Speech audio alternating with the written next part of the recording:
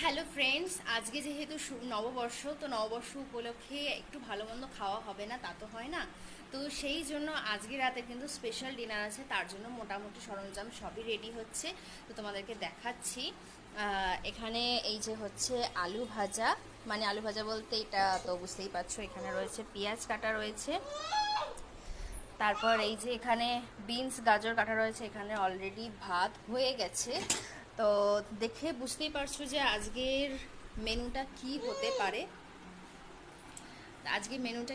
পারে। আজকে হচ্ছে ফ্রাইড রাইস আর একটু মাটন কষা হবে। মাটন আমি খাবো না, তো ফ্রাইড রাইস আলুর দম আর সাথে মাটন কষা হচ্ছে।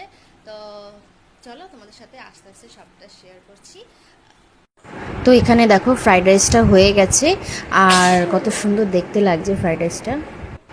আর ফ্রাইড রাইসের সাথে তো বলেইছিলাম যে মাটন কষা হবেই, তো এই যে হচ্ছে মাটন কষা এখনও চলছে, মানে এটা সে একটু হতে বাকি আছে, কষানোটা প্রায় হয়ে গেছে। তো চলো।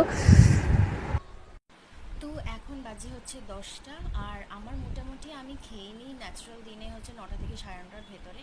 আর আমার মেয়ের কালকে স্কুল আছে, যেহেতু ও বলছে ঘুম পাচ্ছে, তো মা বললো যে তুই তো মাটন খাবি না, তো সেই জন্য একেবারে খেয়ে দিয়ে শুয়ে যেতে, সেই জন্য বাকিটা তোমাদের সাথে দেখাতে পারলাম না।